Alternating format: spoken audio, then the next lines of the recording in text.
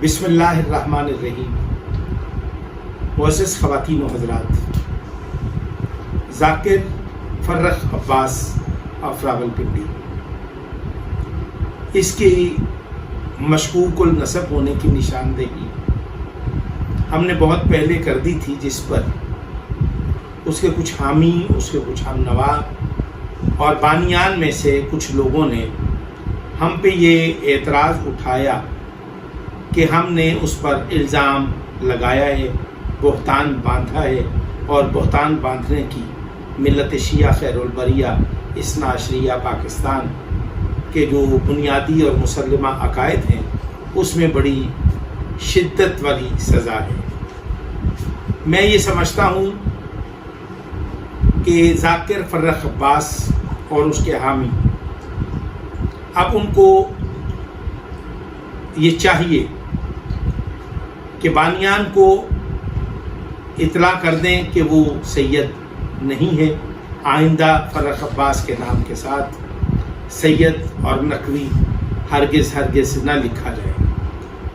درگاہ قدس شریف کے مخادیم اور منتظمین کے عنوان سے کچھ ویڈیوز اپلوڈ ہو رہی ہیں اور فرخ عباس کی حمایت میں اس کے کچھ ہم نوا، چاپلوس اور خوشامدی ٹولہ سوشل میڈیا پر بیٹھ کر اس کی حمایت کا اعلان کر رہا ہے۔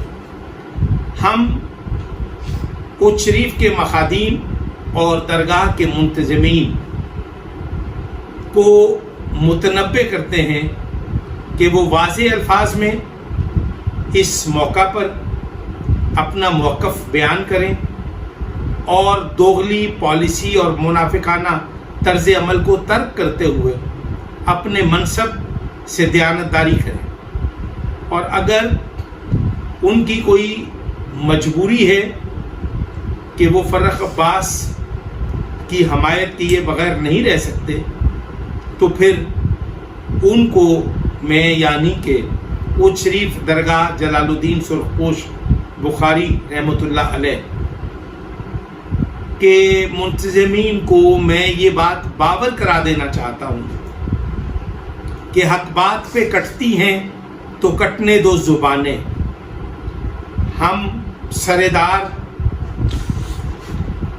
اپنا سر دے دیں گے، اپنی بات سے پیچھے نہیں ہٹیں گے۔ منبر پاک پر ذکر حسین بیان کرنے والے یہ لوگ جن کا مذہب شیعہ نہیں ہے بلکہ صرف دھندا شیعہ ہے، انہوں نے جو طرز عمل مظلوم عزاداران اور بانیان مجالس کے ساتھ روا رکھا ہے وہ انتہائی شرمناک ہے۔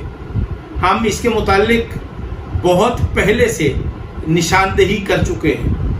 آج پھر میں ایک بار ان ذاکرین، واعظین اور ان کے سوشل میڈیا پر بیٹھے ہوئے وہ جہادی، وہ مجاہد جنہوں نے قوم کو دولخت کرنے کے لیے نظریے کو، مشن کو، عزاداری کی روح کو نقصان پہنچانے کے لیے انہوں نے شخصیت پرستی کی طرف رخ کر لیا ہے۔ شخصیت پرستی بھی بت پرستی کی ایک شکل ہے۔ لہٰذا میں صرف اور صرف یہ کہوں گا کہ عزاداری مظلوم کربلا جو ہمارے اجداد نے، ہمارے اسلاف نے، ہمارے مشاہیر نے اور ہمارے بزرگوں نے، بالخصوص ہماری ماؤں نے اپنی گودیوں میں لوری دیتے ہوئے ہمیں یا علی یا علی، یا حسین یا حسین کی صدائیں آج بھی ہمارے روح میں، ہمارے رگ و پے میں تحلیل ہوئی محسوس ہوتی ہیں۔ میں پھر ان لوگوں کو متنبہ کرتا ہوں کہ عزاداری کی روحانیت کو ختم کرنے کی کوشش نہ کریں، مقصد حسین کو سمجھیں، منبر پر فکر حسین سے جڑی ہوئی گفتگو کریں اور منبر پر خود نمائی اور ذاتی بغض، اناد، رنجش اور کدورت کی بنیاد پر جملے بازی سے اجتناب کریں۔ اور صرف کربلا کو عام کریں. کربلا لکھیں، کربلا بولیں، کربلا سنیں. کربلا ایک ایسا استعارہ ہے کہ جو دنیاوی مظالم کے سامنے آپ کو حوصلہ دیتا ہے، آپ کو زندگی عطا کرتا ہے. لیکن میں پھر آپ کو کہوں گا کہ کربلا کو عام کرنے والے یہ جو صاحبان منبر ہیں، ان کا وتیرہ، ان کا چلن، ان کی سوچ اور ان کا طرز عمل انتہائی شرمناک ہے. میں اس وقت مومنین آپ کی بارگاہ جلیلۃ القدر میں گزارش کروں گا کہ ہم فرخ عباس کی ذاکری سے ہمیں کوئی اراد نہیں ہے. وہ سید نہیں ہے اور اب وہ سید ہرگز نہیں لکھے گا.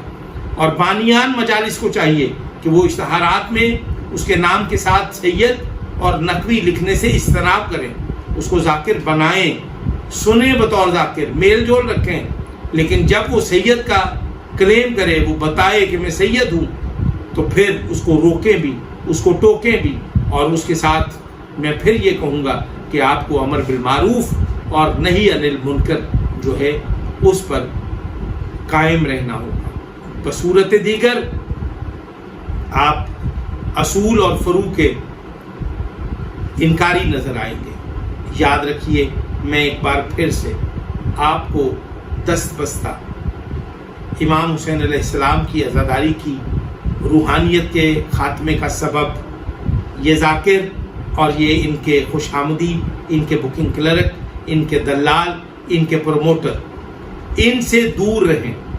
اور آپ جب بھی صف عزا بچھائیں، آپ صف عزا پہ معصومین کی موجودگی کو محسوس کریں. جب آپ صف عزا پہ معصومین کی موجودگی کا آپ کو احساس رہے گا تو آپ کو کسی دنیا دار بندے کی خواہش اور جستجو نہیں رہے گی، اور آپ کی مجالس میں جو روحانیت کھو گئی ہے، جو ختم ہو گئی ہے، وہ واپس پلٹ آئے گی. السلام علیکم ورحمۃ اللہ وبرکاتہ.